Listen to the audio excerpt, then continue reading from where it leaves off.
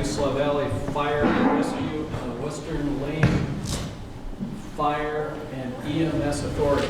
How's that? Please join us in the Pledge of Allegiance to our flag, please. I pledge allegiance to the flag of the United States of America and to the republic for which it stands, one nation, under God, indivisible, with liberty and justice for all.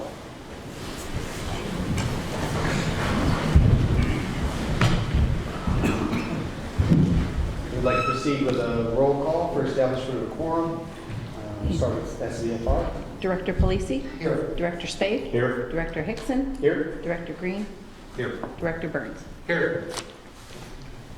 That's it. Director Yesney? Here. Director Russell? Here. Director Farnsworth? Here. Director Webb? Here. Director Murphy?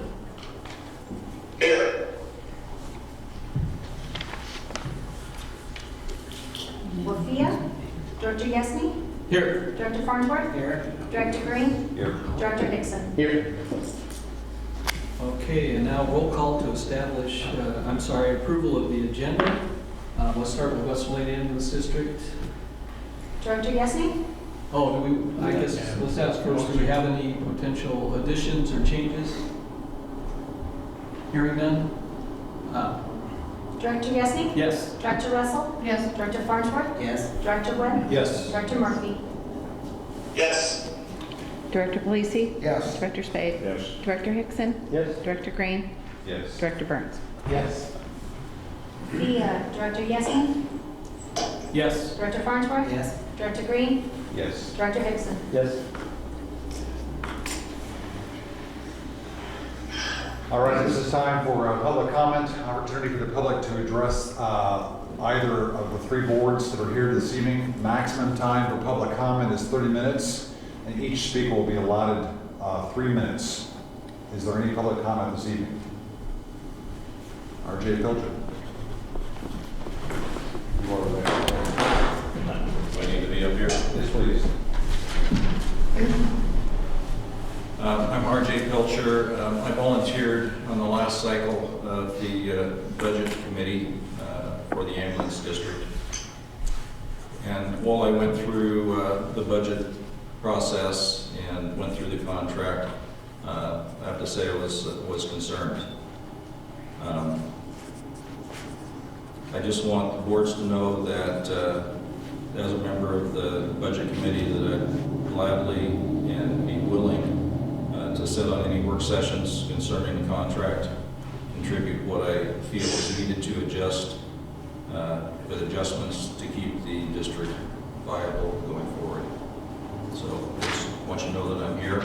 I know that the Budget Committee, usually it's a month-long gig and we see you next year, but I'm committed to the success and I'd be willing to help. Thank you very much. Thank you.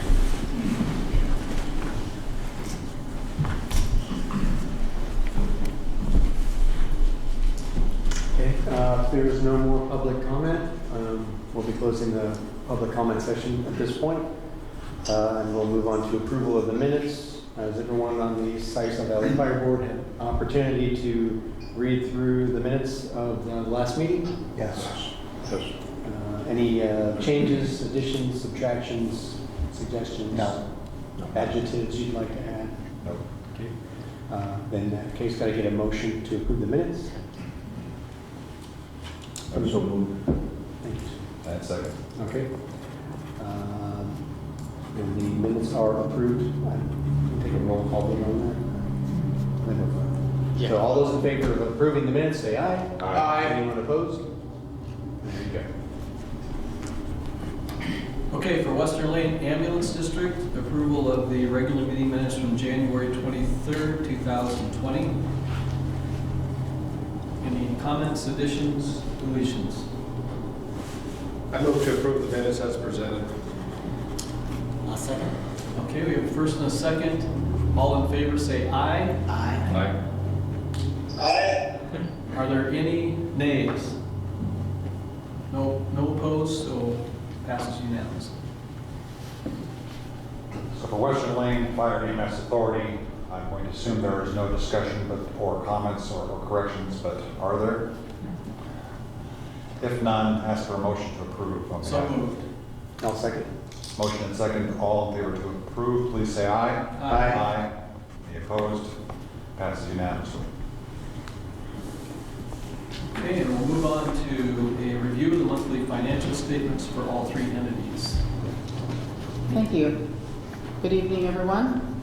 Just to follow up from the January 23rd meeting, Director Murphy on the Western Lane Ambulance Board requested a detailed report of the reimbursement income, and so I've included that in your packet.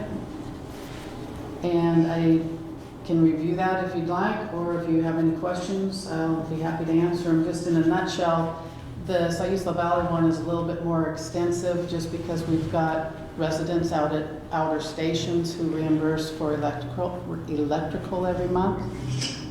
Western Lane was mostly just one transaction, and that was, which one was it?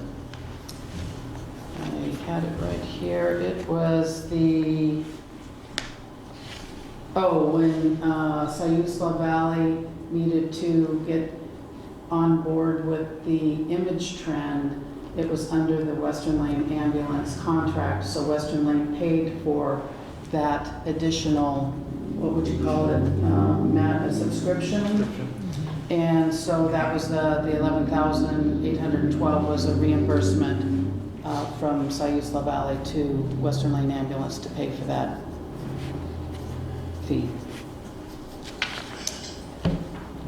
We're 7 months into the fiscal year, so expenses should be tracking around 58.4%. And last month we had the appropriation transfers, and so I made those transfers, so you will see that the financials now show the revised budget amounts for 3 months of the IGA, which is line number 5300, and 9 months for the WLFEA Administrative Services, which is line item 7600 under Materials and Services. We also have a new report in the Western Lane financial packet for the LifeMed. Instead of doing a budget versus actual, we've changed it into a LifeMed financial analysis report. Director Farnsworth and I met and we developed a way to show the true picture of the LifeMed program. So this report actually shows instead of a start of a July 1 fiscal year, we did the parameters on the report starting in June of 2019, so we could show the income, the majority of the revenue that comes in for the year. We also took the LifeMed write-offs. We took the report that we get every month from Systems Design, but we asked them to age it back 6 months, so it would be a little bit more solid numbers. So that line that you see in there, the 6,800 LifeMed write-offs, that is 7 months of aged write-offs for this report. So at the bottom now you see a net operating income of $35,599. And that number, as we grow, as we get closer to the end of the month of May, we will really be able to see the true picture of how the revenue versus expenses is tracking. Director Farnsworth, do you have any? Does everybody understand what we did? I think so. It's, so we realized that because our subscription term for LifeMed is different than our fiscal year, that it was very difficult to show this in QuickBooks and have it make any sense. While it is true and correct in QuickBooks, the picture it presents is skewed. So we decided to change the report from being a financial report to a financial analysis. And so I think this will be much more helpful to us. The other thing that we learned is that Systems Design doesn't write an account, the copay off, until the very last part of the collection cycle. So it was appropriate to look at an age analysis and look back and then annualize that number. So what we should see, right now you see there's 35,000 left in that fund. That will largely be absorbed by write-offs during the remainder of this life med year, and will probably run negative, which we have in the last few years, but at least we'll be able to see what that number is. And that'll be very helpful for analyzing, our annual subscription rates, membership rates, and that sort of thing. So this is a tool, not a report, so to speak. So is the bulk of the revenue that is collected? I mean, how does the life med season work? Is there Right now, what we're period of time doing that is, we work subscriptions? right now, we are looking at getting quotes from a company who does the mass mail out, which is usually right around June 1st. And during the month of June is when all the subscriptions come in to go into effect July 1. So does this revenue reflect So that's- collections in June for July? Yes. Got it, okay. So the Life Assume Med, that the year, the Life Med year is July 1 through June 30, but okay. all the money comes in June. And we've collected probably the bulk of the money now, and the write-offs will continue at a Right. Right, so said another way, money that's received in June, because that's the last month in our fiscal year, it wouldn't show up on this report at all in a QuickBooks budget file. But we collected, so we want to show apples to apples here. So the LifeNet program has a year that's different than our fiscal year. So we're just aligning those for financial analysis sake. And then the write-offs, they don't happen exactly at the same time. They have to go through Medicare, Medicaid billing, or insurance billing, and then there's a write-off. So we're trying to compare that to the same period. So that's why we have the aged analysis. So if you remember the past reports we've been working on, Dina's done a great job on this. We've had reports where we had a $100,000 loss because we were waiting for the revenue to come in next June. Right. And so that makes the tool very difficult to manage. This way we have a really good idea. And we sort of have an idea of where it is, but this is a much better picture and will help us as a tool to manage the program going forward. So are the life med write-offs too, those are after insurance, it gets down to private, it's the private pay portion, is that correct? And do we write off, one thing that we might need to consider, and I was thinking about with this, is we are assuming that these life med write-offs all would have been collected in private pay. And we don't collect all those private pays anyway, do we? No, a lot of them will generally turn into a write-off for So financial that's hardship. one thing that might be a little skewed, is that we're assuming that these would have all been collected. So I don't know if there's a way to look and If see you have what a, private pay write-offs I don't are. think so. yeah, if you have for example, let's say a patient A who does not have life med and there's then some private pay portion, that person will probably be uncollectible. But somebody who goes to the effort to sign up for life med is a different kind of payer. You know what I mean? They've planned ahead, they've subscribed to the program. Yeah, that's what's hard to figure out. Right, exactly. Okay. Okay. So on here is not the, like what Matt just brought up, was the hardship. That's different. And that's not, I thought that was being taken out of like med to pay for the hardship write-offs. I've never heard that. Okay. No, that's not the case, is it? Matt, or Dina? No, that's different. And I think that's shown on, is that shown on the systems design reports? Yeah, not the write-off Yeah. section. Right. That's a different thing. Okay. Hey, Dina, how hard would it be to put a life med on in the fiscal year? That is a question that, So we start collecting in July, is what you're saying? Right. right, Or so, whatever it would take, or have all the collections done by June 30th, so that we have the next fiscal year covered. Just curious if it tied in together, whether it's worth it to do that just for the sake of having the report correspond. Well, that's what we do now. We collect the money in June. Vast majority comes in June. So the But end then of it the fiscal applies- year. But then it applies to the next fiscal year. The Well, difference. why is it that? Historically, we've taken the budgeted transfer amount, so the allocation for the transfer, the write-offs don't happen until the coming year, but the LifeNet budget is within the fiscal year, so the transfer should be within the fiscal year, and the LifeNet budget should be consistent with what our operating budget is too. Well, and if I understand you correctly, we're still doing that. Yeah. This report is That was just, Additional. So this is just tracking write-offs This- compared to LifeNet allocation. yes, this is not, you know, I'm taking some of the dollars off of QuickBooks, but I'm modifying this report for the purposes of taking a So look at the at. end of the year, we should have a feel whether LifeNet's coming close to covering the write-off expense that we have. Right. Right, this is more of an actuarial report. But it also excludes any uncollectible because of legal, like Medicare, Medicaid. Yes. So moving on, a couple other things. The budget for the mobile crisis response program has been added to the Western Lane Fire and EMS financials. You'll see a little additional 283,000 has been put in the budget there.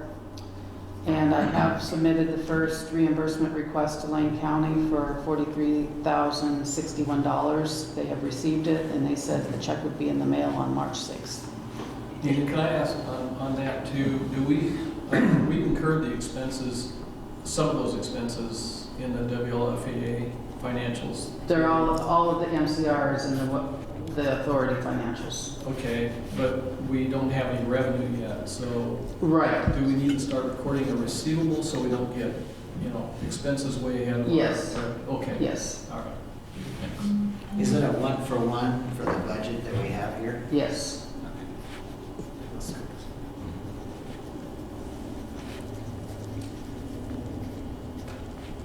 Then lastly, Mark Hausen, our CPA, will be presenting both audits at the March 26th meeting. So I know there were some questions last month about some of the assets on the balance sheet, which he would be better to answer than me. So any questions you have on those, save for him. So I'm happy to answer any questions if there are any, but everything, the financials are looking good, everything's tracking real well. Just a question on the transfers made from the two districts into WLFEA. Is that budget and then the amount of the transfer, is it a straight line budget divided by 12 months, each amount? Well, what I have done is originally after we got my idea was once we got the tax revenue, I was going to transfer all of the money out of the SVFR and Western Lane, the 49%, 51%. And then I got to thinking, well, we don't have a money market account in the authority, and you're missing out on that interest revenue in your money market account. So I've scaled that down to a lesser amount and like doing it quarterly. Does that answer your question? It does. I was just trying to align the percentage of budget that's been collected in the authority is kind of below where it would be for 7 months at 58%. Again, if it's not a straight line, that makes sense. We're going to catch up with the revenue collection. This is an awkward year because 3 months of that 7 months was the IGA. Got it. So you've got 3 months already in the SVFR and Western Lane financials, the July, August, September. Then we created the authority, which started October 1st. So really the Western Lane Fire and EMS Authority financials are just from August 1st to date. Is the income statement then of October. actual being compared to the 12-month budget, however? Yes. Okay. Yes, it is, because, yes, I understand what you're asking. Yeah, thank you. On the transaction list, there's Thomas EMS, 10,000. Those were for the narcotics safes that you approved last board meeting. Oh, great. Have they been received? Yes, we've actually have them in operations now. We're fumbling through it and learning. Can I ask Director Murphy, I want to check in with you every once in a while, see if you have any questions. Not yet. Okay. thank you. Still awake, that's good. He's still there. Yeah. I do want to go into, and Dana, we talked a little bit about this, the word, and I want to, bear with me, because I want to skip to another report just for a few minutes, but our fee revenue for services is up pretty substantially compared to budget. And I wanted to see if we went back to page 105, the NATS report, and I'm sorry for jumping ahead, but I want to tie these together and make sure I understand how we could look at our financial report. And Matt, on this page we have our EMS calls, and I go down to the year to date. And my understanding, I don't know if everybody's, I'll wait for a second if people need to get there. On the year-to-date numbers, the 911 response transports, transfers, and specialty care transfers are the ones that we actually get paid for. Is that correct? Yeah, the top 3 items. The top 3 items. And the fourth one, the 911 no patient response, we don't get paid for. Correct. Okay, and our revenue is up on our runs. Our total runs are up only about 3% a year, but our transfers and transports are up 15%. And our no patient transports, 911 non-responses are down 20%. And so we're having a lot more runs that are being paid for and a lot less runs that aren't being paid for, even though our overall volume is up very small. So we can tie that report kind of into our overage on revenue from our calls, but do you have any idea why our volumes, why we've had this shift in our calls? And is it something, the bigger question even then is it sustainable or something we can plan on? Good question. Is it sustainable? I believe so, because if you look at the patterns of the last 3-4 years, our call volumes have only increased. Not just call volumes in general, but also our interfacility transfer volumes have increased. Interfacility transfers, for lack of better terminology, are cash cows. I mean, we generally get pretty good money for Medicare, Medicaid. They almost pay dollar for dollar for it. Versus a EMS response, we only get like 30% of that call volume, 30% of that revenue that we would bill out for. So if we bill out 1,800, we're only getting probably 400 from Medicare on regular 911 calls. Interfacility transfers, because they're going to higher level care, Medicare looks at it and says, yeah, well, the reimbursement should be higher because they're going to higher level care. So Matt, if I can slow you up a little bit, can you break those down into these 3, like 911 transports, transfers, and specialty care? Do they fall within? The transfers are up 78 per fiscal year.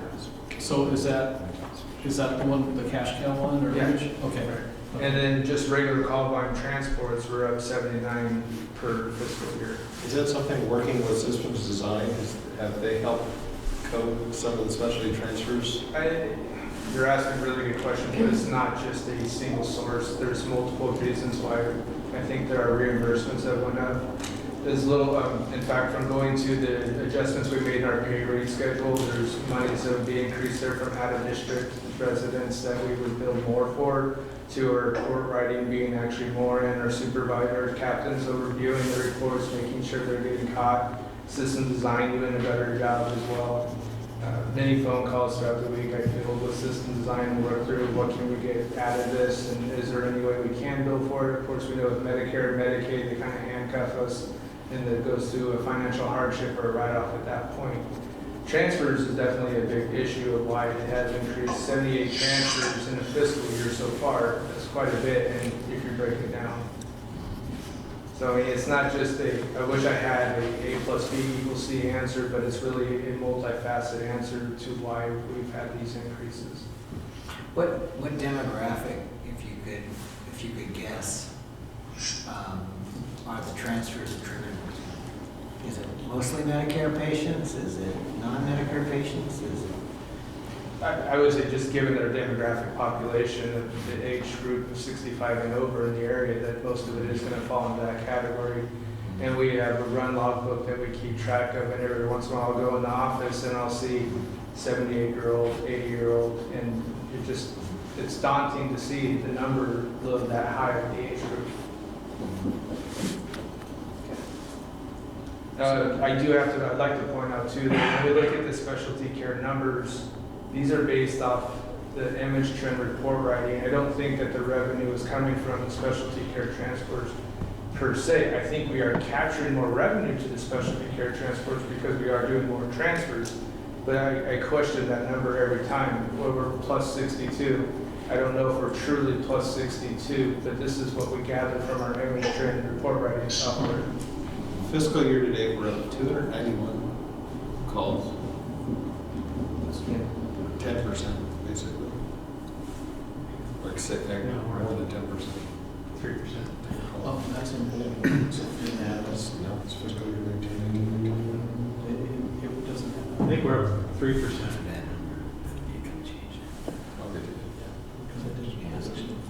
Yeah, I apologize, there was a mathematical error on it. If you have that one, it was corrected by Director Yesney. I just wanted to let you know, I just pulled it off on board yesterday or the day before. Right. Mike's been far more productive than the rest of us. Well, gosh, I was giving you credit for being a lot busier than you. And he's the one with the day job. So he thinks. That would actually be a mathematical error. Yeah, I'm at now. But we're still up on here, so. Okay. Does MIH, I know they don't have a lot of, I guess, friendly face calls out of our side of things, but does that have an impact on have they had any impact on the 9/11 non-response falls and things like that? When the captain or staff have identified that we're going on an increased patient at a particular time, it is queued to the MIH employee. She just needs a name, date of birth, so she can look it up, and then she'll set up a visit and follow up with it. I would say, and Captain Pearson can chime in, on an average, there's 1 or 2 per week that she's actually visiting because we refer to from our service. Just one last question on the fire response. If that's fire standby, or you for the year, is that, or is that fire responding to ambulance calls? Those are fire. So as we developed this a couple of months ago with Dickerson and myself, the red is actually the fire call volume, the blue is actually EMS call volume. So when we go through the ops report, I try to break it down now that this is what the fire district's call volume was going forward. So fiscal year, you look at that, through fiscal year right now, they're +2 on fires, plus 163 on rescue EMS, and +7 on general service calls. It would be really similar to how we do it on the EMS side. Okay. Thank you.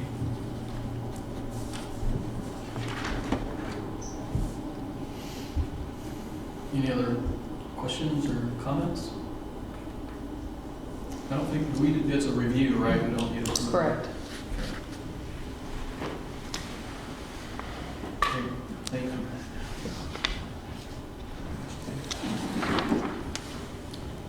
All right, we don't have any old business. And new business. Sorry, my page just jumped on me. So the new business, just briefly, this resolution to do with the local contract review board opting out of the Attorney General's public rules does require a public hearing. And so we have noticed it in the Daily Commerce Journal and the Sayus Law News, and it is part of the protocol to open a public hearing and hear public comments if there are any. Can you have Dina get a little closer to her microphone for me? Sure. How's that, John? Better, thank you. You're welcome. Thanks, John. So anyway, we should be, we just need to open a public hearing in the event there are any public comments. Okay, with that, we will open up public comment with respect to the hearing for out and out of Attorney General's model public contracting rules and amending public contracting rules. Is there public comment? Being none, we will close public comment and go into presentation. Staff. So I hope that you have had a chance to look over the resolution. It pretty much spells out what we are looking at doing. In order to adopt new public contracting rules that differ from the model rules, the district board must specifically state that the model rules adopted by the Attorney General do not apply to district and prescribe its own public contracting rules. This is a 3-page resolution, and basically when, a good example is in November when I went out, submitted the RFP for the IT services, we had to look to see who had the public contracting rules. So Islao Valley adopted this set of rules in 2012, but Western Lane Ambulance, we could not find any history of that. So as I was working with the attorneys, we decided that it would behoove both districts to have the Western Lane Fire and EMS Authority go through this process. All right, so with respect to Western Lane Fire and EMS Authority, we have the action item to adopt the resolution number 2020-01. Any discussion? Just so I understand, so in the past, we have followed the Attorney General's model, and Western Lane Ambulance did not. They did not have this set up. Okay. And what is obviously this is something we want to do. I just want to make sure I understand why we're going from having it to not having it. And what is So they would have to follow the Attorney General's rules unless you specify your own rules that meet those requirements. And the advantage of specifying our own rules are not having as many. Well, it's quite lengthy, and there's an exhibit in the findings in support of the Exhibit A, which also describes it. This has all come to us from our attorney's office, and I trust them to be guiding us in the right direction. I'm assuming this gives us more options. Essentially, we don't have to follow a rigid guideline set by the state. A level of simplicity as well. Yeah. Too, right? Yeah. Yeah. Okay, that's. Yes, Not trying to define the right. But it gives us clear guidelines in the event we are to procure services or contracts. And then more in line with what we would Yes. as a smaller district. Okay. So tagging on to Ned's comments, and is Exhibit A basically what we're adopting as our own? Well, the resolution explains what it's doing, and I can, if you want, we can read through the resolution if that would help understand. Okay, so the resolution describes what we're doing by opting out of the Attorney General's model public contracting rules and amending the public contracting rules for the authority. And the Exhibit A just goes into a little bit more detail about the findings, and to be honest, this is a little bit more than what I'm used to doing, so that's why we have this all in writing for you. And if So the resolution essentially is the official document saying this is why whereas. yes, And then the exhibit is some examples of why and why we are making this decision and what Correct. the advantages are. So could I ask, why did the Attorney General have this template? I do not know. So, I had a feeling that question would be asked. okay, well, I mean, if an agency didn't have contracting rules, then any kind of contract or purchase that we encumbered could be based on favoritism or just an unknown set of criteria Yeah. on a case-by-case basis. So, are you saying that our attorney is recommending that we have a policy, and that policy can be either the Attorney General's template or our own declared policy, where we might not even have a policy? So apparently we at Western Lane don't have a policy, so we would adopt something, or we could adopt the Attorney General's policy. Right, I think the Attorney General's policy would apply if you don't have your own policy. If you don't have your own policy. Right, so you don't, yeah, you can't make up anything or have no Right. policy. You'd have one or the other. Well, Very since- similar to Civil Service Commission. Since we didn't know the Attorney General had a policy before Yeah. this meeting, it's good to know. So, the attorney, in crafting a policy for each of us to adopt, what would he say are the advantages of the policy he's crafted for us? We don't have that answer. That's a good question. Well, some of it's laid out in the exhibit. Findings supporting of the resolution, kind of give some examples as to why and what those are.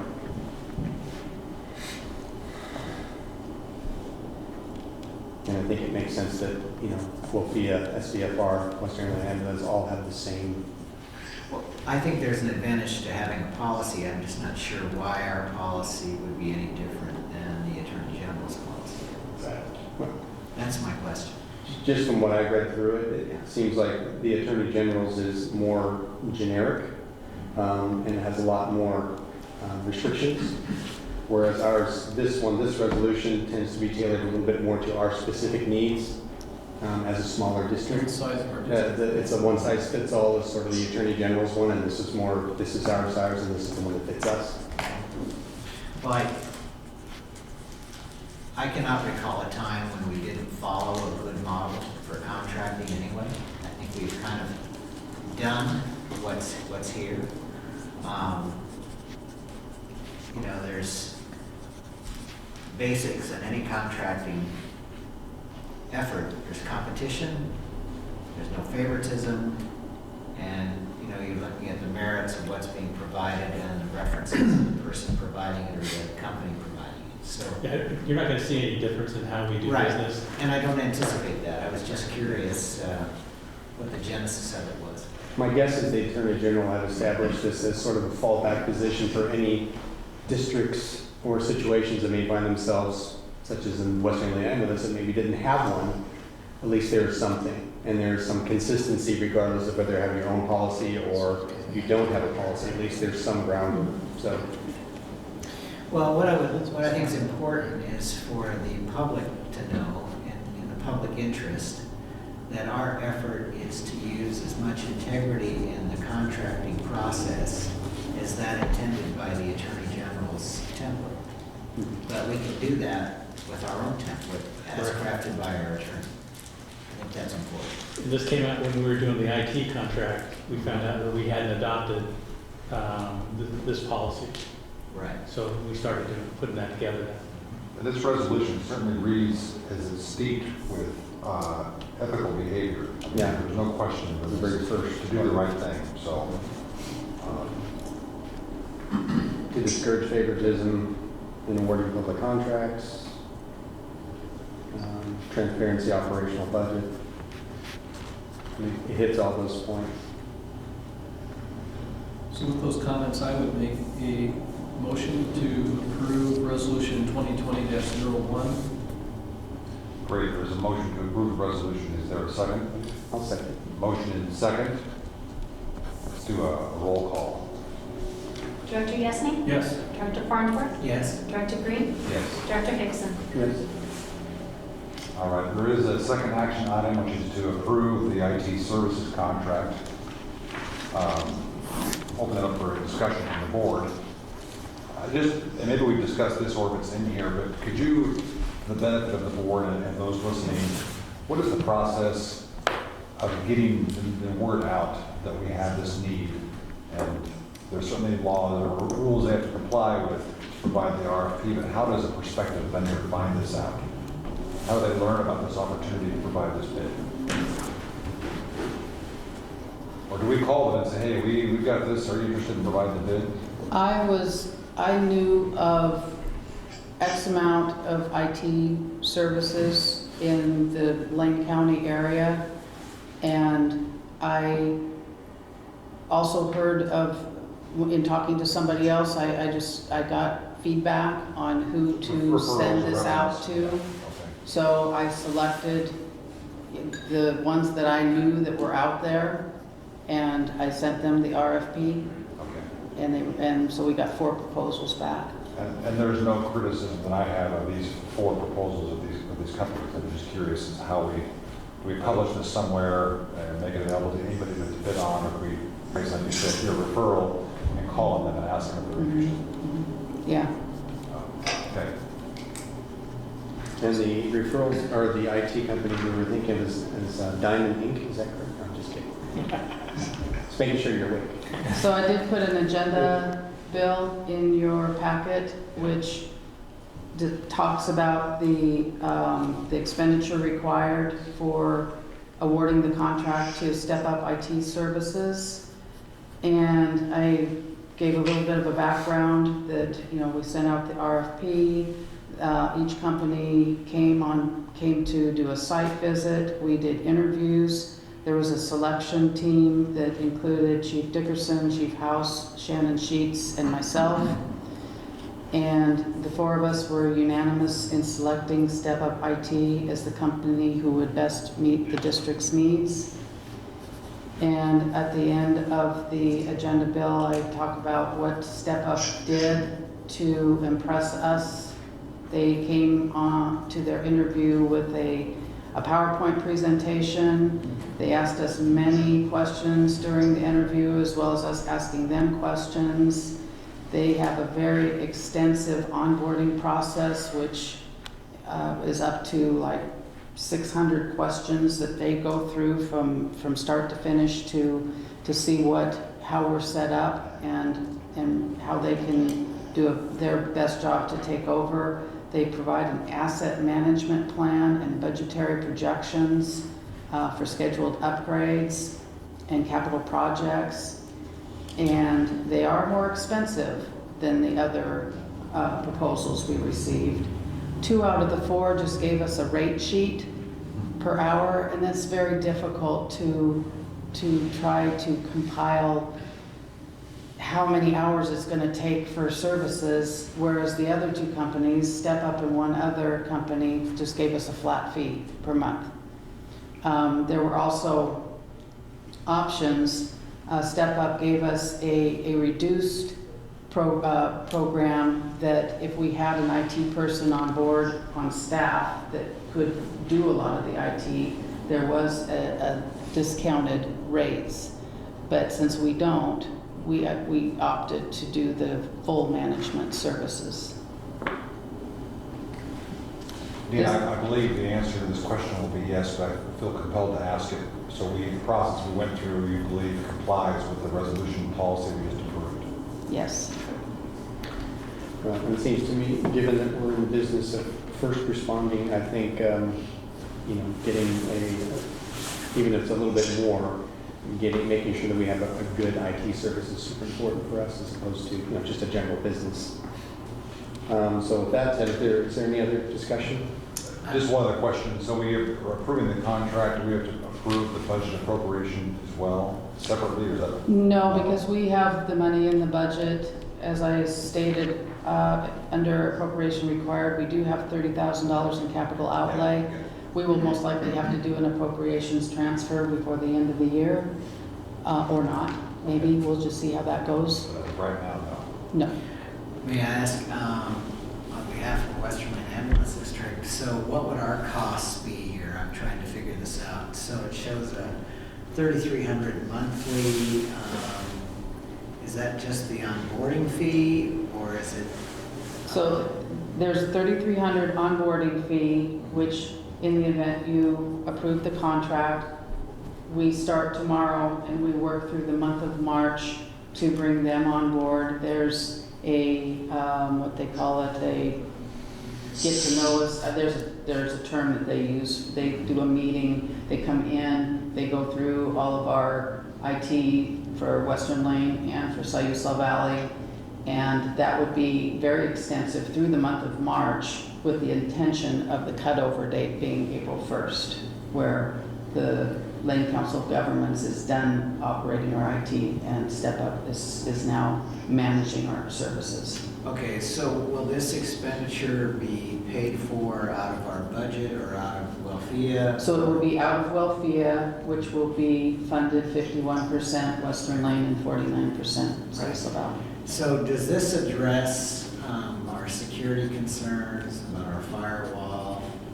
I mean, we had some discussion about the firewall equipment we had was ineffective, or was. That will be established during the onboarding process. When Step Up comes in, they look at everything that we're doing, and they let us know if there's any showstoppers that we need to address before they take over. So there may be some additional fees to where if they see something that they think is required and we're not up to speed on that, or we need to improve or purchase something. Well, did they, in their proposals, did they assess the equipment we have right now? Yes, they came and did a site visit just so they could submit their proposal and see how we were set up. Did they make any statements about the sufficiency or deficiency of our equipment? No, that's yet to be established. Okay, So so they didn't go that deep. They Go that just deep. looked at what equipment that we had, whether it be mobile, tablets, servers, but they didn't like get into actually the operating systems, the firewalls or anything like that. But again, like Dana had said, that they have an extensive onboarding section that, and then if a showstopper comes, it means we don't go forward until we address and fix the issue. So the contract, I think I looked at it, and it looks like there's a short-term portion, and then there's, you know, if it's working for us, we can make a longer-term agreement with them. This is a one-year contract that you would be approving tonight. Right. And there's a 60-day, I think there's a 60-day termination. Yes. So it's not necessarily 1 year if there's a showstopper in 30 days or something. You know, they come in and do their assessments if there's something. Well, if they assess the showstopper, then we want to take care of that. We Right, want to. I understand, but I mean, if we have a 60-day out, as Director Yesney provides, yes, it's a 1-year contract, but we have a 60-day out during the 1 year, is that the case, or at the end of 1 year? Well, and then, like say, in the middle of the year, if we Right. just realized that they weren't meeting our needs, we would give them I see, 60. okay. I would hope that that would come as a result of performance issues on their part. Correct. But as you say, showstopper, if they come in and we've got firewall or server issues, which I think, I will say, is there's a high likelihood of that, we're gonna have to fix it regardless, Yes, whoever the vendor is. correct. So, Do we have any other questions? The only, I guess, observation I would have is I'm getting more and more nervous about attacks on small government entities all over the country. And I'm assuming that this contract, they would help us make sure that, as Director Florence was talking about firewall, but all protection from any kind of phishing and that kind of thing. That's They really within the stood contract. above, they interviewed very well, and they impressed us with their knowledge and their customer service and just what they do. Man, Yeah. they even, during their interview process, said that they would send out bogus emails to staff to try to catch it. You know, is staff identified, are they understanding what these phishing emails are they clicking on them? That's So, excellent. as a way of preventing actually the true phishing ones that viruses getting through. Maybe they should send that to the board members too. Could very well be, could very well happen. so Matt, I guess to take that one step further, that social engineering kind of audit that they're talking about, are they actually doing a formal, I mean, they're gonna do the phishing auditing by sending out these phony emails, but what about other means of social engineering? Will they attempt to gather data by, there's lots of options. Yeah, and one of the things that really stood about to me personally when we went through the process with them is the relationship that they want to build with the district. Meaning that it's not just a 600 checklist of showstoppers, and they want to be involved with even the capital outlay projects. So if we have, and they can identify your servers outdated in 5 years, and they'll give us that information so we can help project and build our capital projects down the line too. That to me is kind of what sold it, and especially when we're becoming more integrated out in the field and more mobile out in the field. We brought up the questions is how can you help us with that? They actually work with South, Lane, Fire, and their integration. Anything that they do, the IT comes in and they work with the EMS chief down there, and they won't put anything in until they've actually worked it all out before, and then they roll it out without any hiccups. over the last 7 years, Western Lane ambulances suffered really bad with IT services. And then over the last 4 to 5 years combined with the IGA, it's just been this nagging problem. And this truly, I think, is the solution, even though there's more money.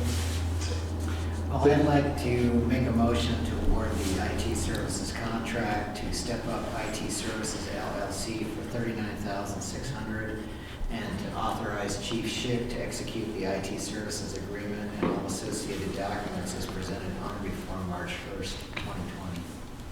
We have a motion, is there a second? I'll say. Excellent. Let's do a roll call vote to approve, please.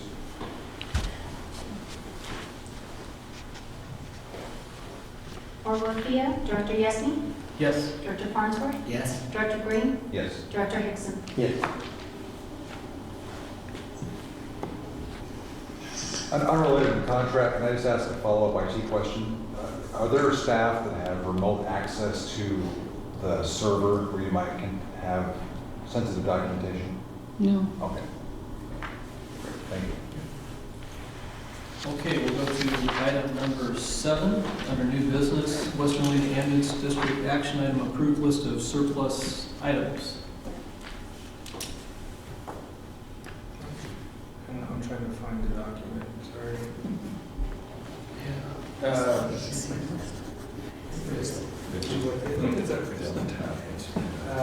that's it. All right.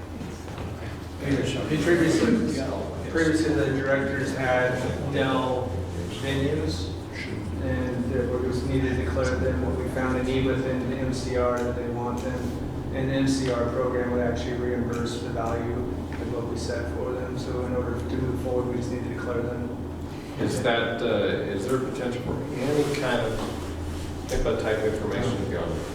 Now, they'll be wiped clean of everything, they will have no access. And this was all board-related stuff anyway. Yeah, there were board packets, but there were times early that some of the board information may have had a name or two on it to the board. So we should make sure that's clean. We will make sure that they're working with the IT vendor. They're not worth anything to us right now. So. No, they're in storage. I'd make a motion to declare the Dell, Venue. the Dell venue tap as surplus. I'll second. Okay, we have a first and a second. Director Murphy, can you hear okay? Yes, Okay, all but Larry needs to speak up. okay. That's Okay, what John. you have to do. I second it. You don't have Okay. We have a first and a second from surplus items from Western Lane. Any further discussion? Hearing none, all in favor of the motion say aye. Aye. Aye. Aye. Any opposed? Motion passes.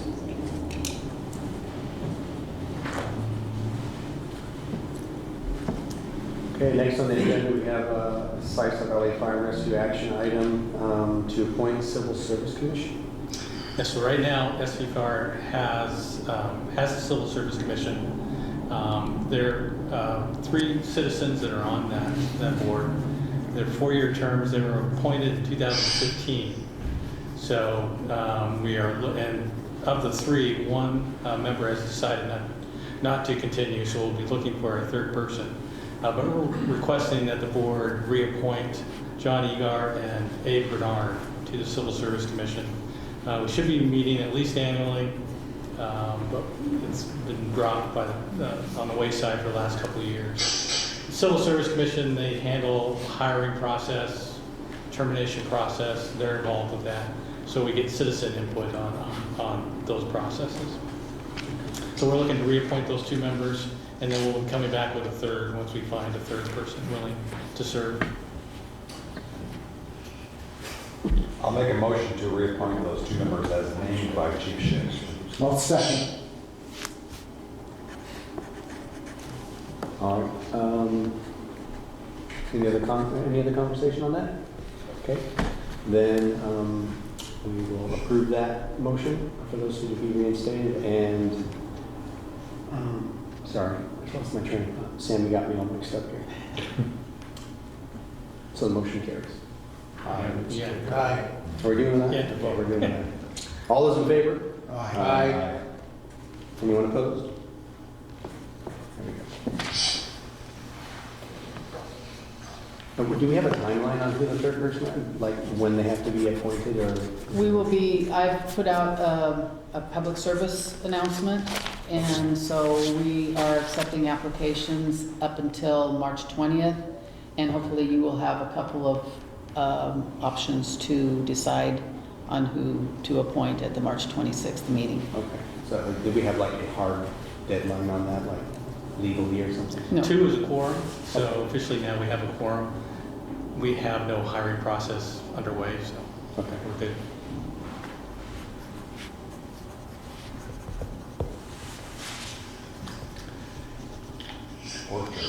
Okay, we're on to number 9, new org charts for all 3 entities. You should have 3 org charts in your booklet. I just wanted to go over just a little bit of what we're thinking about doing with the recent personnel changes, what we might be thinking about in the future. So the first one is what we had while Chief Dickerson was still here. He was my fire operations chief, and then EMS operations was run by Chief House, of course, and then office manager was Dina. That's what we had until a couple weeks ago. The second org chart is what we are using today, where I've moved Chief House into operations over both SVFR and Western Lane. Still under Western Lane would be EMS training and the MIH program, of course, and then under SVFR, not only operations, but recruitment, retention efforts. And then Jim used to have responsibility for fire prevention, support, and fire training. I'm taking responsibility for those areas. And then support CST and the mobile mental health crisis team. So that's what we have right now. And then we still have to come up with our long-term plans, whether or not we can function with Chief House and myself providing leadership to both agencies, or if we really have to fill Jim's position again. I think that, and you'll see that on the third org chart, we're proposing that we have one operations chief, that would be Chief House. Fire prevention and support would remain reporting to myself, as well as the office manager. And then down the road, and those are the fuzzy boxes there, is what we're proposing. For under training, we're looking at possibly hiring a training chief that would be responsible for both fire and EMS training. Under training would also be our recruitment and retention efforts.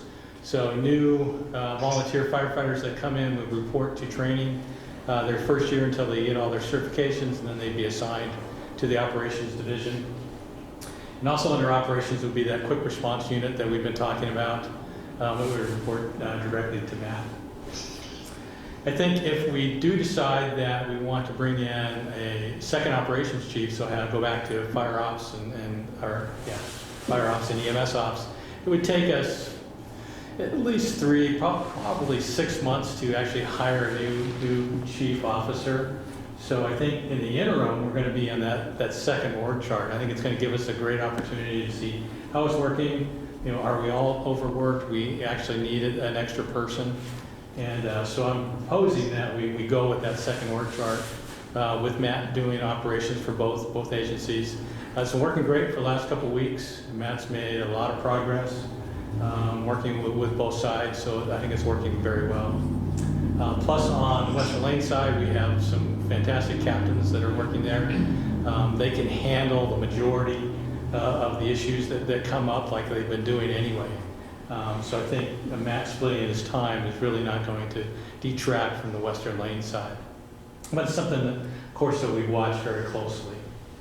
And then down the road, if we do implement that quick response unit, we do hire that fire training chief, or the EMS training chief, then we would look at, do we need to add another chief officer for the operations, or can we just continue as the org chart lists? So, feedback or questions? Just a question in regard to fire prevention. How does Tony fit into that? He is fire prevention. I call him the fire marshal. Technically, he's not a fire marshal yet. We're working on that. Yeah. But he has the prevention, the education And then fire inspections, all under his authority. I have a couple of comments I wanted to make. John, can you hear me okay? A little louder, please. Okay, I'll try to talk right into the microphone. There you go.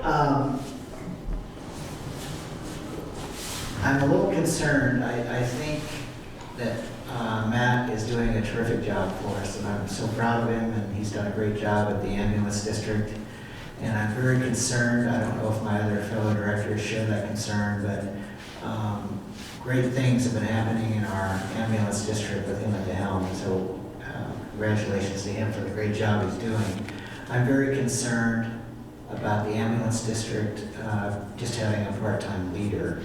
They're great people in our ambulance district, but I'm willing to look at this as a test. I kind of expected that tonight's board meeting would be asking the directors if we would approve a change, and we haven't had that vote. I think this is a significant change in how we do business. I think this is a board prerogative to allow our ops chief to move into a shared leadership position with the fire department.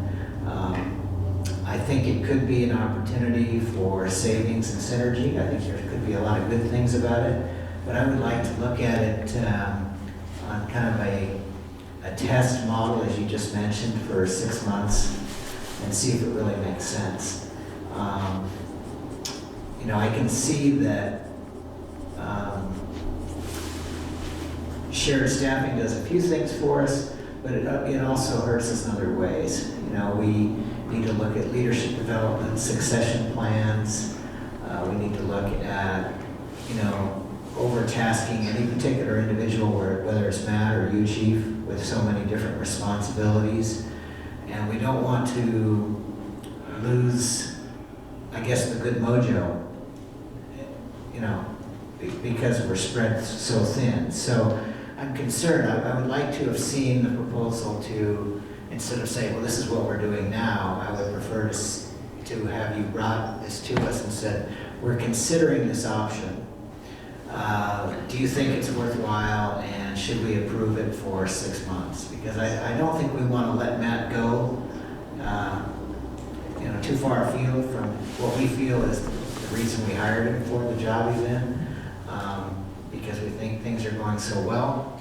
But the next question about the training officer would be something similar. We'd like to be consulted and get more information about that, how that would work. And that might have to be down the road so that it's not part of the same test of having Matt manage both fire and Western Lane. If we have both tests going on at the same time, there might be complications and issues there that were unintended. But I salute you for coming up with great creative ideas for staffing.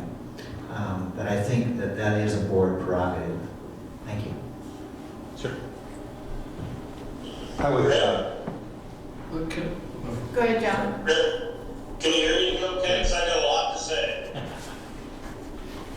You're good. Yeah, go ahead. One, you know, since I've come on the board, we've had a lot of changes take place at Western Lane Ambulance District, and not once have we pulled out our strategic plan that we've done with our community stakeholders to see if we are staying true to our word.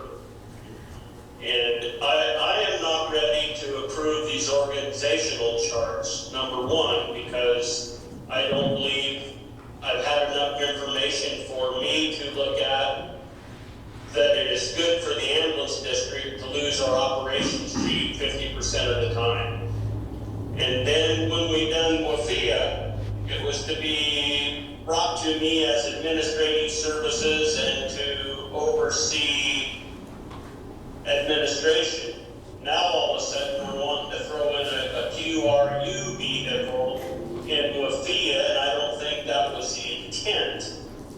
I just want to look at everything a lot slower than we have been.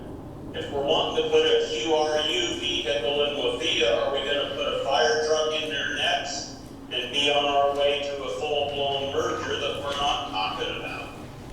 So I just want to slow the process down, review our strategic plan before we make any permanent moves.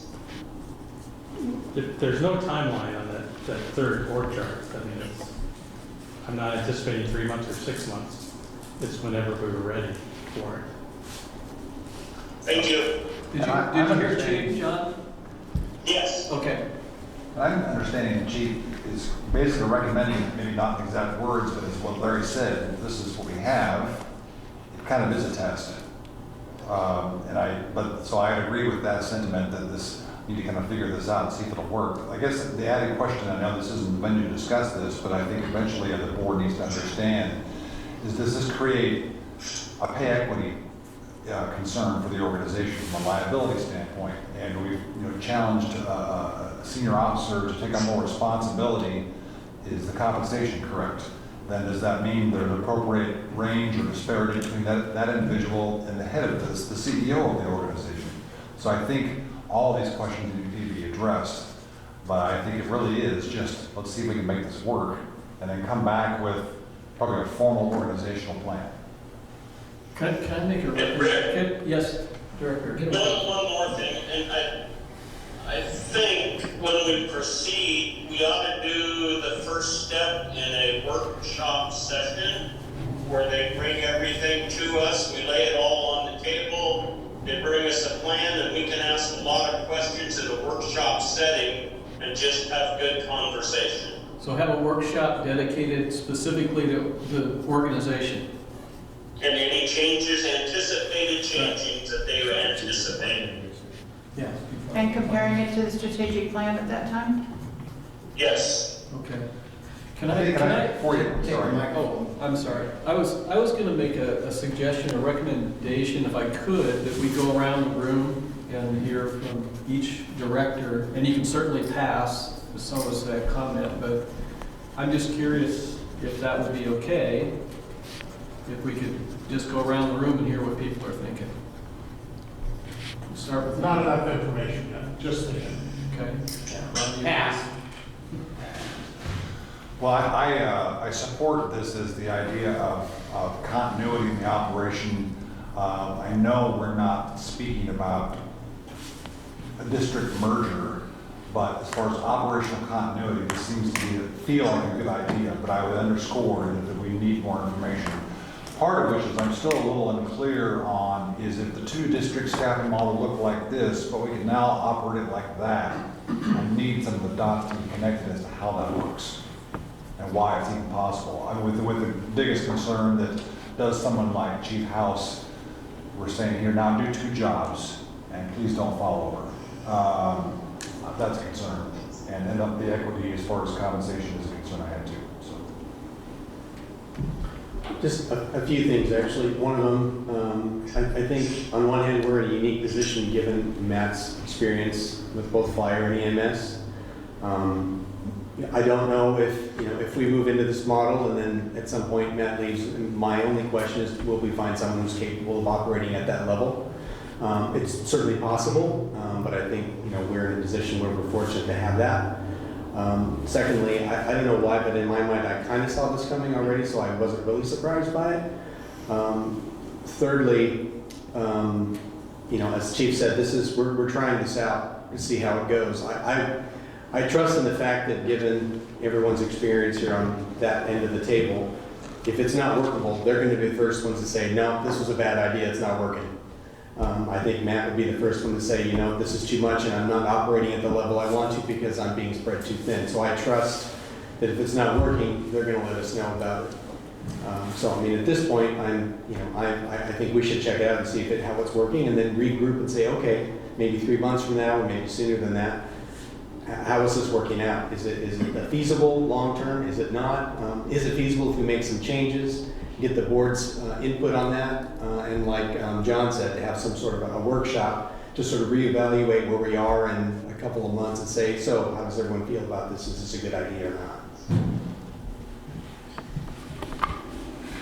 I think that it's probably a good idea to try this new procedure and see if it's going to be a workable situation. And it's going to be up to Matt, I think, to make that decision, that final call, if it's going to be a workable solution. I say go ahead with it. Well, I've lived it. I did it for 10 years. I was brought in on shared services with other departments as their fire marshal. And I can tell you right now, it's a lot of work and responsibility placed upon the individual who has to now walk 2 paths. And we don't want to do anything that's going to jeopardize Chief House's productivity, because he's going to find things down the road, which I found that I had to delegate more and more and more to my subordinate staff. And we learned a lot of hard lessons by shared services and not having a backup plan set in place. So yes, I am for shared services, but it has to be done in the right method for multiple reasons, not just the employee, but the subordinate staff. Everybody has a say in this, in my opinion. And I would really like to see a study session. Let's sit down with the Chief House, and even rank and file. Let's hear from them. Let's see what impacts are going to be made upon both organizations as a whole. And Chief, one other thing too, when this org chart is set up, I'd really like to see more of an expansion on the fire department's org chart. Like, who are the captains? Who are the lieutenants? What are their responsibilities? Where do the firefighters fit in? And even take it even further, what ranking are those firefighters? Are those firefighters EMTs? Are those firefighters just exterior operations only? And then for a Chief House, do you have all the necessary training and guidelines that would allow you to operate in the fire department suppression efforts?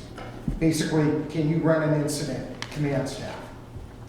You know, we don't want to see you in a position to where, you know, you're going to be uncomfortable. And I can speak to that. I'm very comfortable with Matt. Okay. As an incident commander, and he's doing that now. He fills the duty chief position for us on a weekly. It's about once a month or once every 6 weeks. So he's performing in that role. And is there additional training that we need to get him? I would like, we have several people that have been certified Blue Card incident command training, and I would like him to do that. I think it would just help him. Okay. And it's expensive, so we can't Sure do everybody, but I think senior officers should do it. And then all the necessary ICS courses all the way through 400? He's got those. Excellent. The only thing I don't have currently, but I will have it at the end of April, is my fire officer too. Okay. And do you have all of your necessary PPE for fireground operations? You've been fit tested the whole bit? And Well, I'm not technically yet a combat firefighter. I still have to do if I'm going to go that direction. Right. Is where it is right now, which in my job description is I'm an IC, not a combat firefighter. Are there any other agencies that, I know in California we get it, where it's a mentorship when a new command staff person comes on board? We used to send them to this agency, that agency, kind of like a peer review, just kind of help the new person succeed. When I took over Western Lane operations, I actually independently did that. I went down to Butte County EMS. Oh, good. And I went to Lane Fire Authority and another agency that was smaller, but it was more for the MIH. And the goal was to get a different perspective versus what I've known for 20 years. Perfect. And then on the training piece, Chief, what are your desires there? I'd like to see us hire a division chief of training that would be responsible for both agencies, fire and EMS, which typically at our size agencies, you'd have one person doing that. And Chief House would be overseeing that person? Or guiding, I should say? Or it could report directly to me. I've had both. So I think we'd have to look at that. If we kept this type of structure, what the workload is on that, where would it make sense for having that person report to? Because we don't want you overloaded either. Right. I mean, that's the whole thing when you get into shared services and expanding command staff for an entire operation. It may look good on paper, but it really is necessary to make sure that you, as the CEO of the operations here, that you're not impacted. That's already going to get impacted. We need to make sure that he has all the tools to succeed, and who's ever going to be behind him. And that's why I want to go to the chief level for training, because then you expect to have that capability. They wouldn't need as much guidance as maybe a captain or a lieutenant. Okay, well, thank you. That's all the comments I have. I just want to point out too that, at least in my past experience, in this sort of situation, the support staff becomes really, really important. Those people that you look to carry out with the things you do, but that's also the fertile ground for those people that are going to be coming up. That as you know, the first group transitions out, the next group transitions in. So that's sort of a natural process that happens. So that is one of the pluses to this, is that, you know, by consolidating like that and grooming more people at a lower level and training them to move up, that you have that that process taking place already for people to replace those, you know, in the future. Director Murphy? I said no. Okay. Cindy? I think that we need to do what, I agree with what John said about having a work session, maybe give it a couple of months to see what happens, and then have an informed work session with the strategic plan and with those most involved, which are sitting in the back of the room right now, and the fire that's involved. They have the history, a lot more than I have, and other than Mike, nobody else on this board has the history that's sitting in the back of the room, knowing what made Western Lane what it is now. And I think that needs to be looked at along with what the stakeholders have charged us with. We used to get stakeholder reports on how we were doing on the strategic plan, and I haven't seen those in a long time. And I am curious as to that, of how we're moving forward. I have other things I want to say, but I'll say them later.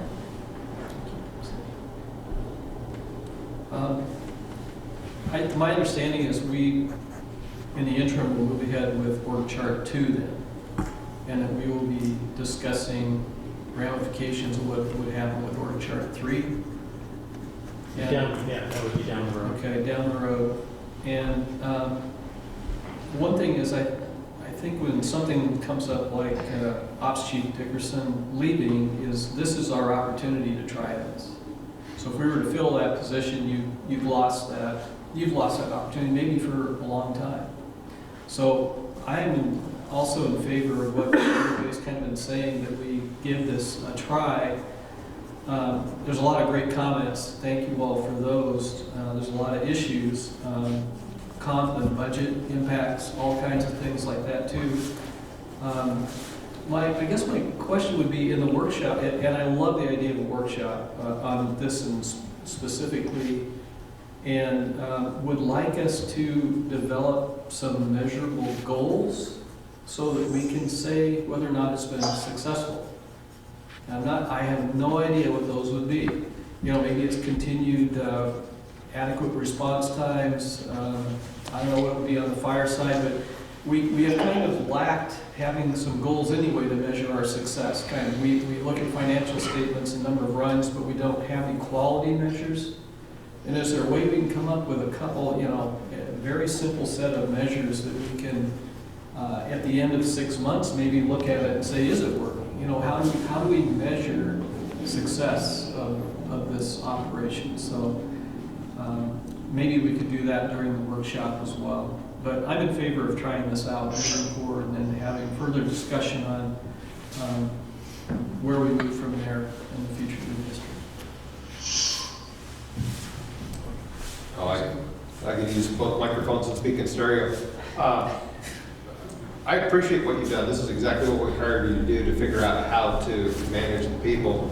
And the organizational chart, both the middle one and the last one, they look very efficient from this standpoint. The concerns that we've stated already about max capacity to manage the amount of volume that's going to be going through, is this a one-person job or more, is what needs to be addressed, and whether you're fairly compensated for your work here. So that's what you need to look hard at. The other questions that we have, as we've developed WLFEA and the IGAs have merged or changed over time.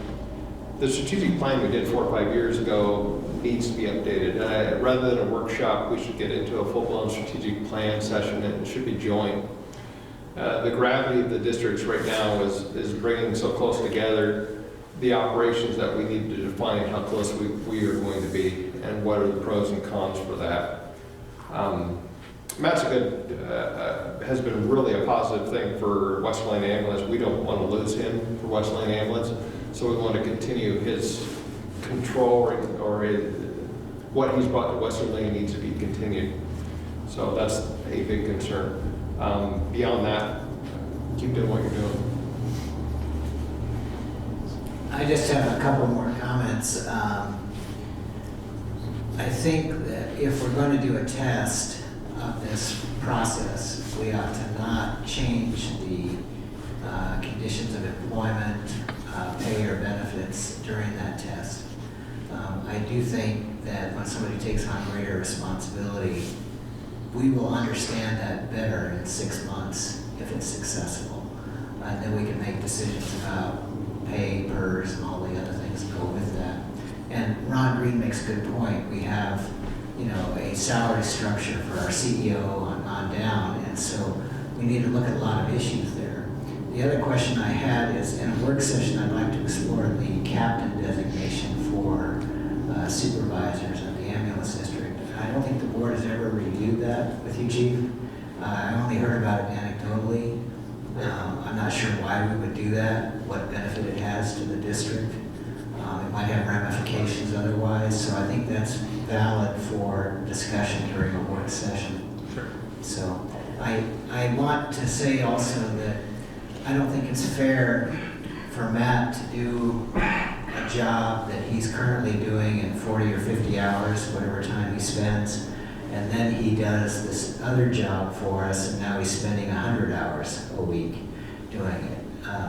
He's a very, very productive person, very talented, but if he's spending more of his family time here, then he's just overclocked. And the same goes for you too, Chief. If you're taking on all these additional responsibilities, but it's at a great personal cost, that's no bargain to the district. So I hope that we can keep track of the hours spent over the 6 months, and as Director Yesney indicated, let's have some goals and measurement criteria that we can look at. Thank you. Sure, 2 things. So work session, so you want us to schedule a work session? I would like to see one. Yes. So we're talking specifically about org chart and moving ahead? And then what I've heard kind of is a strategic plan update, which I think we should do too, and that would probably be later, but. Well, we were originally going to do strategic plan review in January, but then the consensus of the board was push that out past negotiations. Yeah, I would, and budget. Yeah.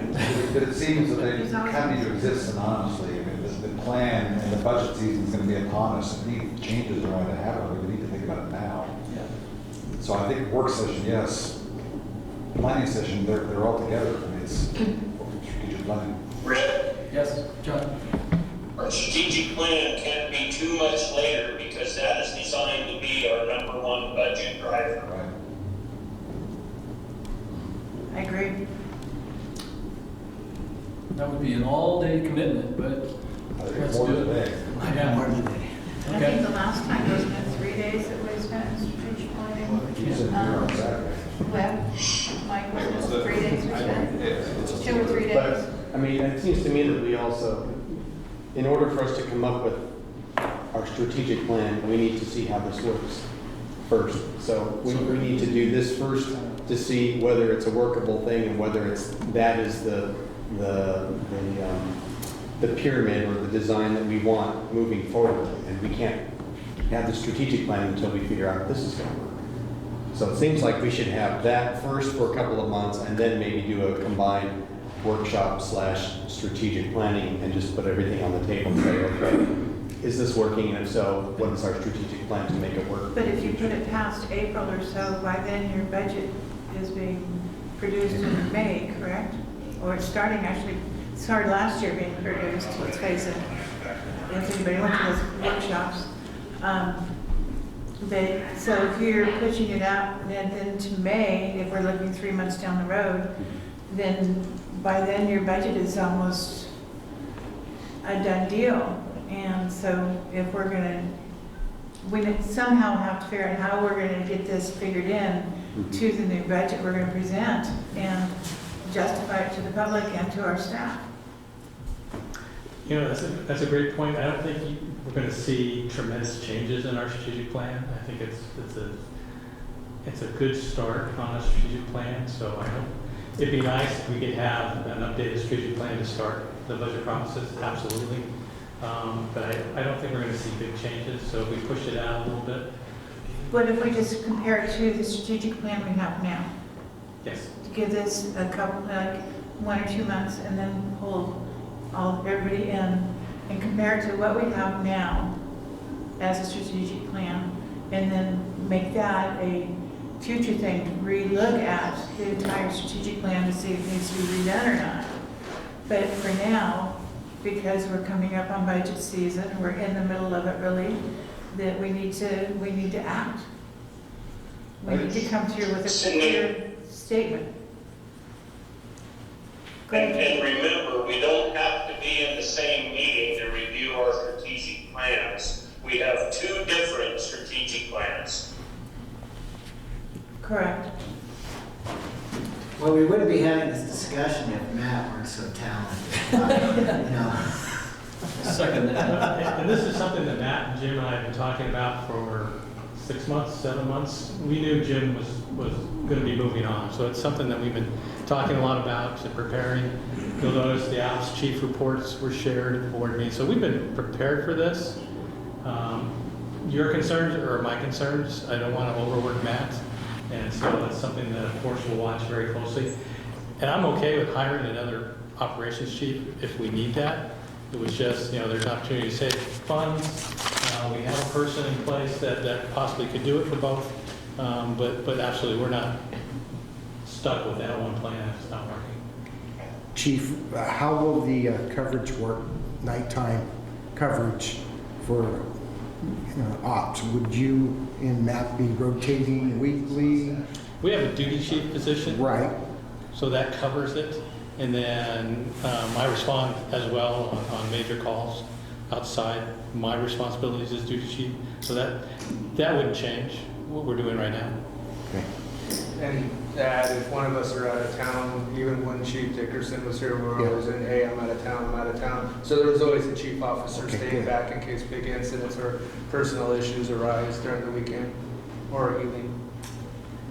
And then, Chief, do we need to do anything to the standards of coverage document for the fire district? Absolutely. We need to update that document. And right now it's a draft.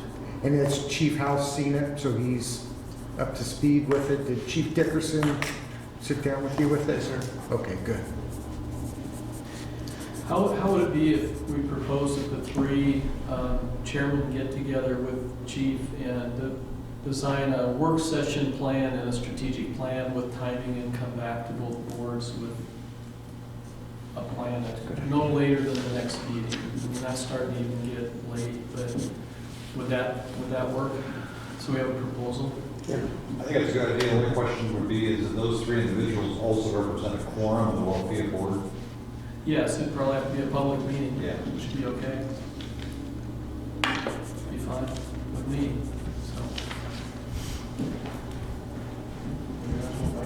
I was going to add one last thing. I think I agree with Director Russell, but we've got a timing quandary here. I don't think 1 to 2 months is enough time to assess this, but I don't want to be sitting here in September of the start of the next fiscal year going, oh my gosh, we're 2 or 3 FTE each light in the budget. I think we could begin the process and maybe a prolonged planning. It might be a 2 or 3 month with stages. My recommendation would be we budget for that ops chief. If we don't use it, then Just pull it out. Yeah, that's good. If you have the 3 presidents of the different boards meet, could it be, because you're not making a decision, would it be a workshop? And then you bring forward from the workshop the recommendation? Mm-hmm. Is that still a public meeting then, or is that just a workshop? I think this is probably public. Yeah. Because We can can just advise have an it. open work session. But the authority of that board, anyway, it doesn't have any authority really. Right. It brings everything to these two boards combined, so there's no decision being made. But I think having a public work session, would be fine, would be great.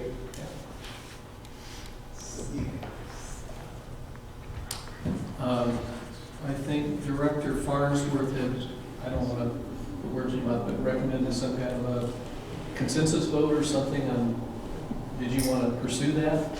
Well, I'll make the motion that as the Western Lane Ambulance Board is sharing our... Speak up, Larry.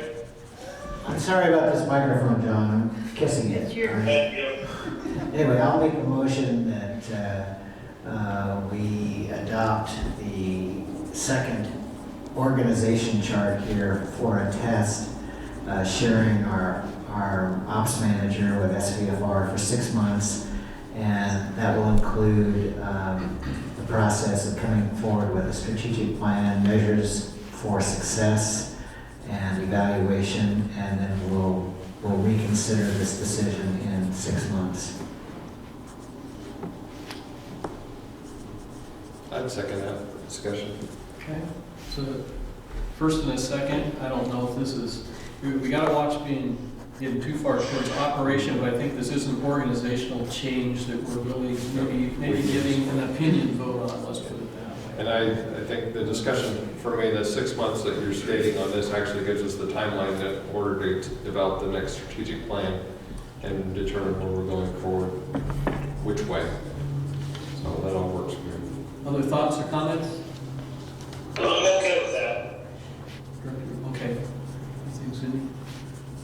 Yeah. Okay. Okay, well, let's take a quick, let's do a roll call vote on that. Director Yesney? Yes. Director Russell? Yes. Director Farnsworth? Yes? Director Webb? Yes. Director Murphy? Yes.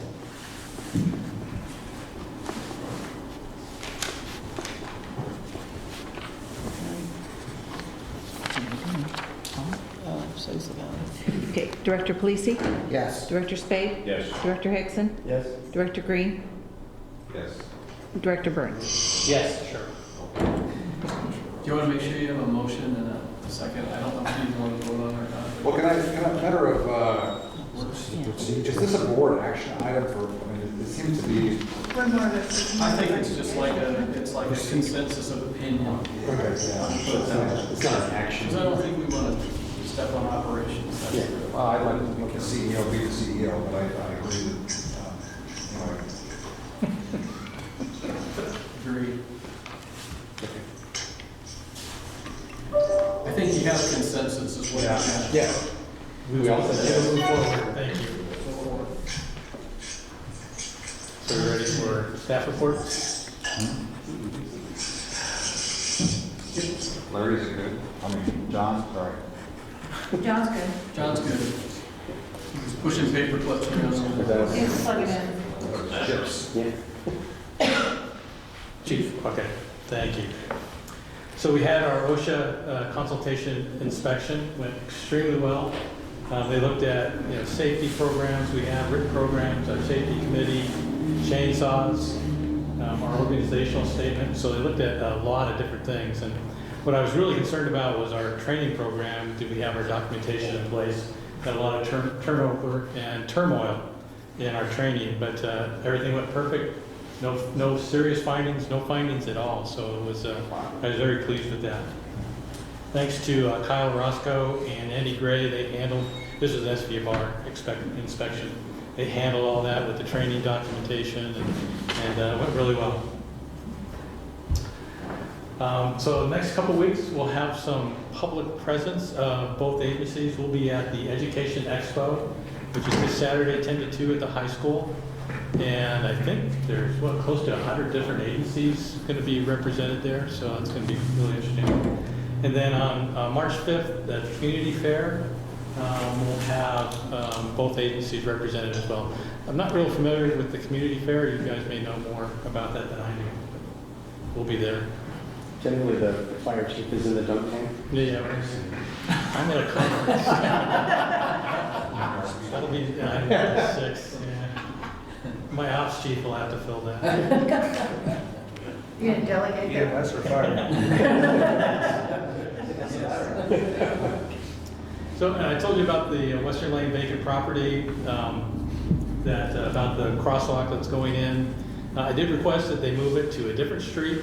I'm likely not to hear anything back from the state on that. That's pretty much how they work. The city, and I guess the city is actually involved in putting it. They get the money from the state to put this lighted crosswalk in, and they have to acquire about 62 square feet of the property. So they had an assessor come out, took pictures, measurements, and I guess they'll be making us an offer on those 62 square feet. It's to be Western Lane. So I'm interested to hear what that's going to be about. It's $1 million a square foot. Yeah, we get to set the price. That would be my ballpark, yes. So with SB4, we have an upcoming recruit academy. A couple weeks ago, we had 10 people, then we went down to 5, and now we're back up to 8. So we're hopeful that we'll get at least a couple new recruits out of there. So two of the recruits have actually been members before, and they've decided to come back. So that's promising that we'll have some experience to bring in. And we talked about this at our labor negotiation committee meeting today, but negotiations are scheduled for March 31st, the first session. That's a Tuesday at the end of the month. And you'll probably be hearing more about that. And unfortunately, I will be out of town next week. I won't be at the dunk tank. So it's, I'll be at the Northwest Leadership Seminar in Portland, which is a fantastic leadership seminar if anybody's ever. There are a lot of board members there occasionally, so it's local, and you have national speakers, and it's really done well. So that's all I have. We already kind of hit the call volumes. Is there any other questions requiring us on the call volumes? The only really significant event, we had actually 2 significant events. We had a structure fire on the 14th with a detached garage. It was a complete loss. Had 12 people show up. Went very, very well for the 12 people that were on scene. And then we had a search and rescue with a quick find out at Driftwood Shores area. Those were pretty much the highlights of the operations, and I'm only trying to keep this short because we've all been here quite a bit already. Mobile integrated healthcare keeps continuing to go well. We got favorable news from Jason Hawkins, and I'll just leave it there for that, but it's looking very good for sustainability down the line until it gets fully reported out. Training reports are attached, our vehicle and fleet reports are attached, and they're doing good on the Western Lane side. I've met with Captain Gray on fire side to get updated with some of the issues that we need to work on, not only with the vehicles, but also with the buildings. And so we've developed a kind of a short, medium, and long-term plan to fix some of the issues that we're lagging behind. So we'll start addressing those regardless of what happens in the next 6 months. My goal is to push forward to give this the work, and also to make sure that if somebody does replace this position, it's handed off correctly. CST report is attached. Recruiting retention, there was no report available. If you have any questions, happy to entertain. Do we have a plan in place if the virus hits Florence? We're treating it like the regular flu virus and dropping precautions. So our staff will use gowns, N95 masks. There's nothing that's saying that we need to have a specific transport rate like the Ebola scare. And we've been working with Peace Harbor locally. When it first broke out, probably a month ago, Haberman, our safety officer, we met with their employee health nurse and had discussions on what to do to work through this. And we continue to have dialogue, making sure that we're prepared. Matt, does either district, or do we have like a pandemic plan as far as what internally how we operate if half of your workforce is home with flu? It's a bad day. No, not really. We have The a agreement. CDC has really published some interesting insight, not only into the coronavirus, but in recommended behavior of organizations, public or private or otherwise. And that's a very good question, because you look at a lot of our transfers are actually related to inadequate staffing at the hospital, generally related to like the flu. Again, 26 million of people are affected by the flu. Maybe if you're saving someone's life, then in the back of your rig, the least their concerns of the virus probably. We want to make sure we're protected. Yeah. Absolutely. Do we have any agreements with other, emergency services, particularly like ambulance transports and things, in case we can't? I've reached out to the county and the state as well, asking the same question. With Ebola, Lebanon had set up an infectious disease medic unit at the time. If they had any of these, it would be transferred directly up to the teaching hospital up in Lebanon. And that's not in play right now with this particular virus. Did they do anything like that when they did the H1N1 thing in 2009? No, ma'am. So Matt, question, so your paramedics, if they are treating a patient for some other malady besides the flu, but later it's discovered that person has COVID, your paramedics could have been exposed. We have an exposure plan that will follow. Okay, so if our paramedics got exposed, then wouldn't they expose everybody else in the division in short order? Could very well. And we recently had a potential exposure with this very thing that was not COVID, but it was actually zoster virus. And we didn't know about the exposure until down the line that it could be a potential exposure. Okay. So is there anything more you need to do or more protection that your paramedics need in the normal context of their work? No, I think we've actually been preemptively going this direction anyways, even from safety glasses, but we've headed, when this spurred up, to make sure that we're wearing the proper PPE, people are educated. We have all the PPE, we have tie-dye suits, goggles, safety glasses, masks, N95 masks. So we have all the equipment, just, making sure that they're remembering, and if we have the questions were being asked and they're being answered down that direction, that we automatically put a mask on them and ourselves. Okay, thank you. I have one question on the apparatus Sure. repairs. Engine 604, Chief, is that one of the engines due to be replaced? 'Cause I see that the phone system is no good, no Yes. parts available, it's pretty much done, right? I believe that's on the surplus list. I have to refresh, and that's part of me catching up on the fire side, is going through a lot of the documentation and catching up and having the meetings I need to have with the people. But I believe that was it, and there's also according to Captain Gray, there's 2 reductors that we need to look at replacing. But there's also planning ahead, what are we going to do Right. with certain stations, apparatus to make it more Shifting efficient. everything around, because 604 is first out of Station 4? Correct. Okay. And was that phone system both Class A and Class B, or we don't? It's so old it didn't matter. I believe it was both Captain or Lieutenant Blair. So the direct phone system on the engine itself is now Class A, and there are 10 gallons of Class B in containers up on top of the engine. To batch mix Yes. if necessary? Yes. Okay, good. Thank you. With the use of an inductor. Gotcha. Okay, well, that's good to know. Thanks. No, that's all I have. It's a safety thing. And we want to make sure that if the firefighters are going to be working a Class B fire, that they're, going to be able to not get hurt. So I just have a couple of things. The Wi-Fi upgrades at Cecil Valley here and over at Western Lane will be finished on March 2nd. We've got some texts coming over from Eugene. We still have an issue up here with the Wi-Fi, which is still something that we need to address. But so far it's working pretty good.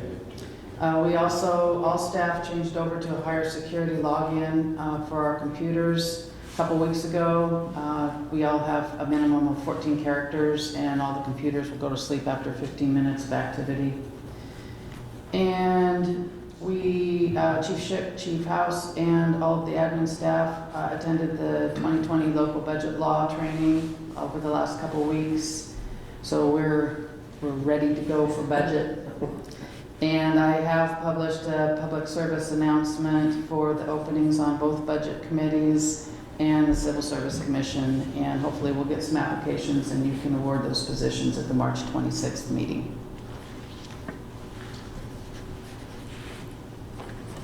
Dina, as a follow-up to the question about working remotely,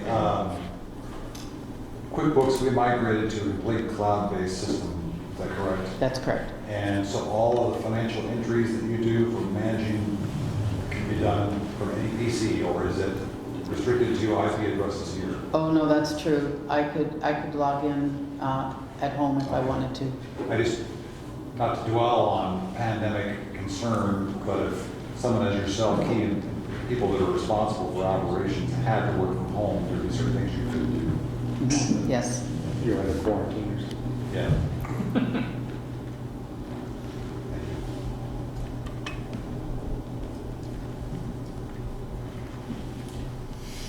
Okay, I think there's no correspondence, is that right?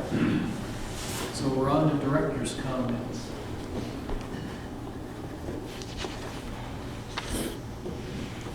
I have some comments.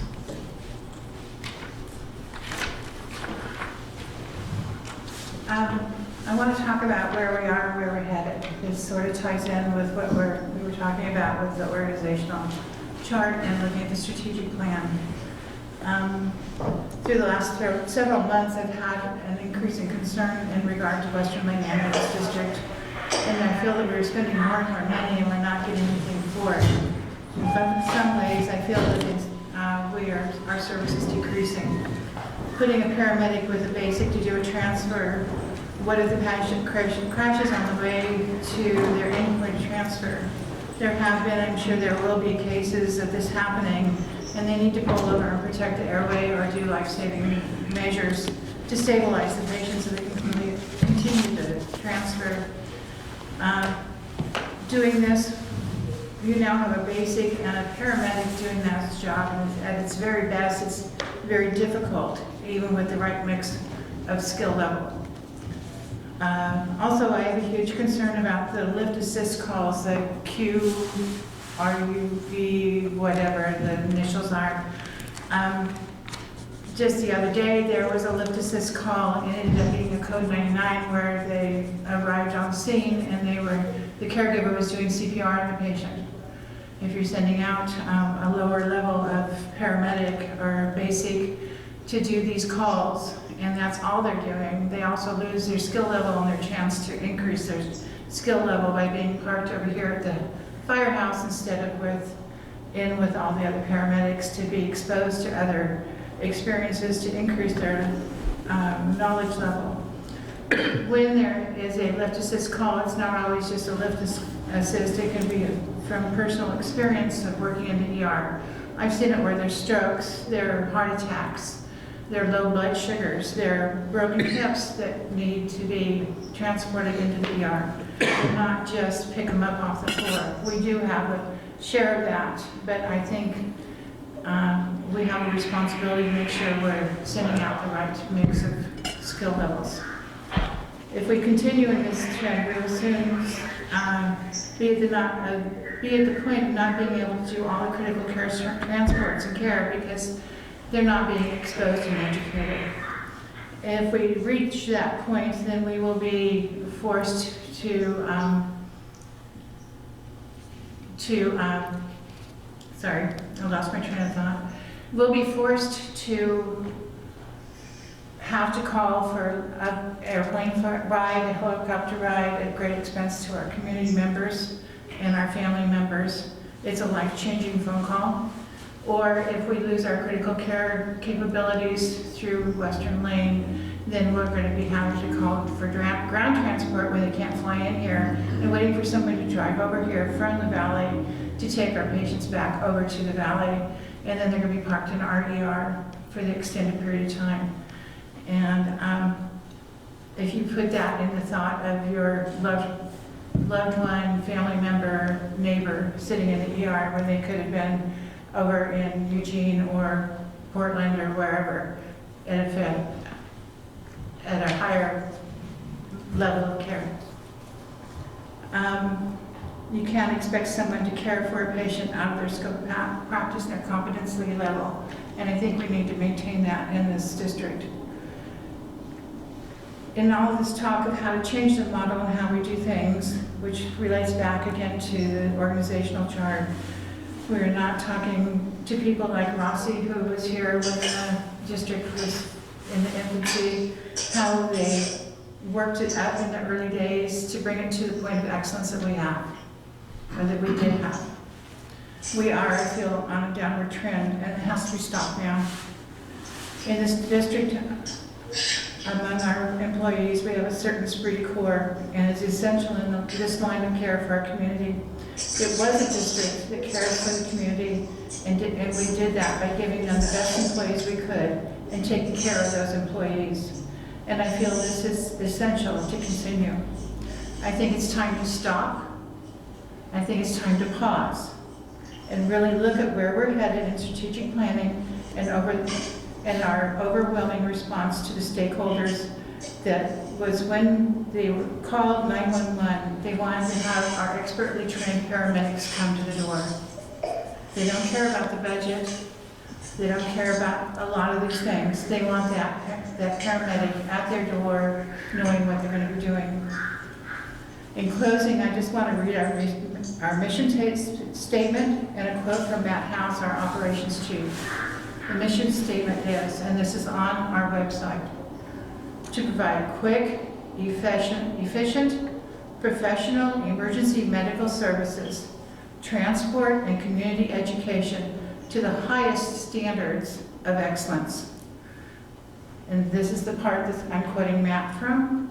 This has been Western Lane Ambulance's district mission statement for the past 4 decades. Realizing that we will never be perfect is the pursuit of perfection that drives our organization to excellence.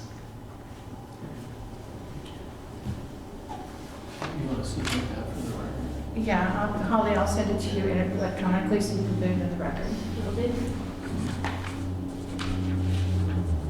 I think that dovetails well into strategic planning and looking at the future as well. So that's good.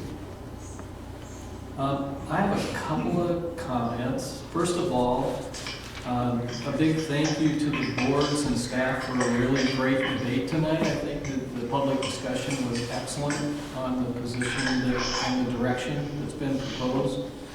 I want to thank Director Murphy and staff for making it possible for John to be here on FaceTime, which worked, actually I think it's worked really well. I don't know why it never worked well with you, Larry.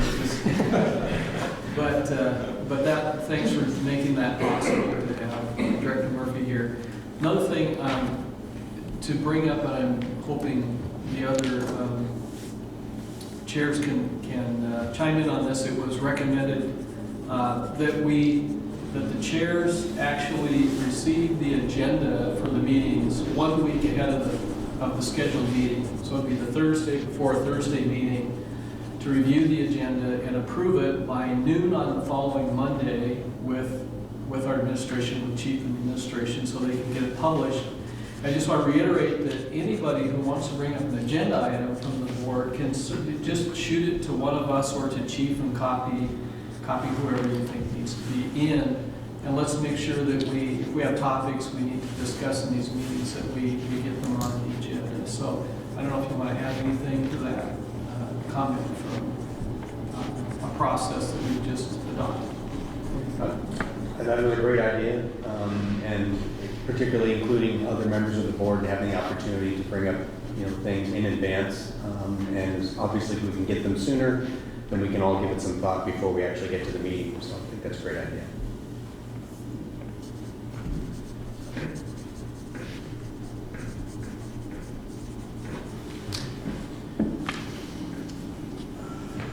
Before we adjourn, I do have something to read.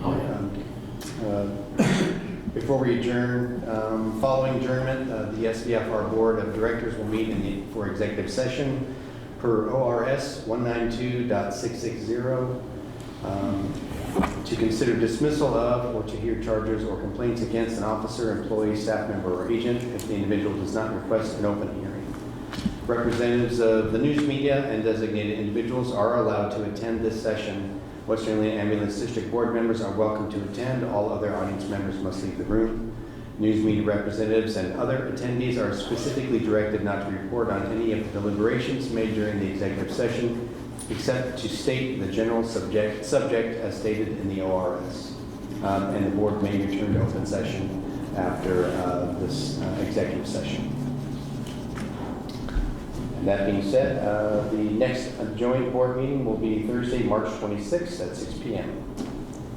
I believe Western Maine is supposed to be here at 4 p.m. Is that correct? That is in April. Oh, April, okay, thank you. But you can still come. Then you can still come. Doors are always open at 4 o'clock.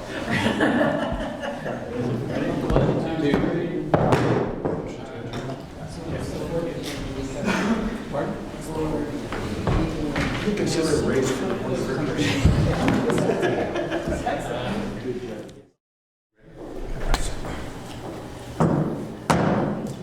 Okay, the March 26th meeting of Syosset Valley Fire is back in open session following, February, sorry. I'm jumping to March already. The February 27th meeting of Syosset Valley Fire is back in session following executive session. All right, I'll make a motion that we delegate to Board President Ned Hickson the authority to enter into a settlement agreement with Jeff Larson and the IAFF as deemed appropriate by the fire chief and board chair. Second. Okay. Let's get a roll call vote on that. Director Polisi? Yes. Director Spade? Yes. Director Hickson? Yes. Director Green? Yes. Director Burns? Yes. Okay, if there are no additional comments, we will close the meeting. Adjourn. Take care, sir. Thank you.